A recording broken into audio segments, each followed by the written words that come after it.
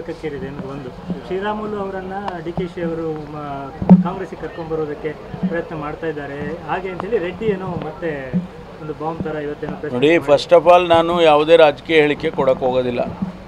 ನಮಗಾಗಲೇ ನಮ್ಮ ಅಧ್ಯಕ್ಷರು ಮತ್ತು ನಮ್ಮ ಪ್ರದೇಶ ಕಾಂಗ್ರೆಸ್ ಸಮಿತಿ ಅಧ್ಯಕ್ಷರು ಅವರೆಲ್ಲ ಸಾರ್ವಜನಿಕವಾಗಿ ರಾಜಕೀಯ ಹೇಳಿಕೆಗಳನ್ನು ಕೊಡಬೇಡಿ ಅಂತೇಳಿದ್ದಾರೆ. ನಾವು ಯಾರೂ ಕೊಡೋದಿಲ್ಲ. ಆದರೆ ಭಾರತೀಯ ಜನತಾ ಪಾರ್ಟಿಯ ಒಳಜಗಳ ಏನಿದೆ ಅದು ನಮಗೆ ಸಂಬಂಧ ಇಲ್ಲ. ಅವರ ಆಂತರಿಕವಾದಂಥ ವಿಚಾರ ಅದು. ಆದರೂ ಕೂಡ ನಾನು ಹೇಳಲೇಬೇಕಾಗ್ತದೆ. ಅವರು ನಮ್ಮ ಬಗ್ಗೆ ಟೀಕೆ ಮಾಡ್ತಾಯಿದ್ರು. 4-6 ಗುಂಪುಗಳಿದ್ದಾವೆ ಕಾಂಗ್ರೆಸ್ನಲ್ಲಿ. ಕಾಂಗ್ರೆಸ್ ಪಕ್ಷದ 4 ಬಾಗಿಲು ಹೊಡೆದು ಹೋಗಿದೆ, ಚೂರಾಗಿದೆ, ಏನೆಲ್ಲ ಹೇಳಿಕೆಗಳನ್ನ ಕೊಡ್ತಾಯಿದ್ರು. ಈಗ ನಾವು ಕೂಡ ಅವರಿಗೆ ಕೇಳ್ಬೋದಲ್ಲ, ನಿಮ್ಮ ಪಕ್ಷದಲ್ಲಿ ಏನಿದೆಯಪ್ಪ, ಹೇಗಿದ್ದಾನೆ, ಎಷ್ಟು ಚೂರಾಗಿದ್ದಾವೆ, ಎಷ್ಟು ಬಾಗಿಲಿದ್ದಾವೆ ಅಂತೇಳಿ ನಾವು ಕೇಳ್ಬೋದು. ಅದರಿಂದ ಆಂತರಿಕವಾದಂಥ ವಿಚಾರ ಅವ್ರ ಪಕ್ಷದ್ದು. ನಾವು ಹೆಚ್ಚಿಗೆ ಟೀಕೆ ಟಿಪ್ಪಣಿ ಮಾಡೋಕ್ಕೆ ಹೋಗೋದಿಲ್ಲ. ನರಕಕ್ಕೇರಿದೆ ಅನ್ನೋದು ಒಂದು.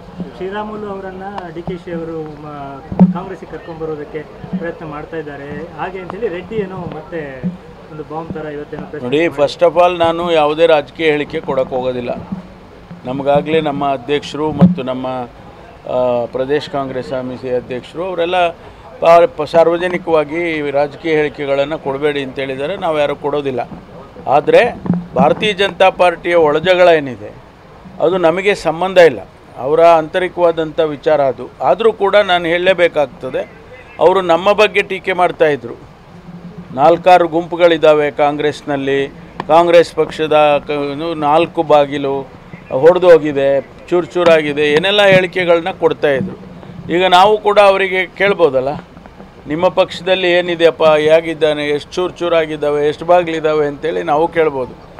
ಅದರಿಂದ ಆಂತರಿಕವಾದಂಥ ವಿಚಾರ ಅವ್ರ ಪಕ್ಷದ್ದು. ನಾವು ಹೆಚ್ಚಿಗೆ ಟೀಕೆ ಟಿಪ್ಪಣಿ ಮಾಡೋಕ್ಕೆ ಹೋಗೋದಿಲ್ಲ.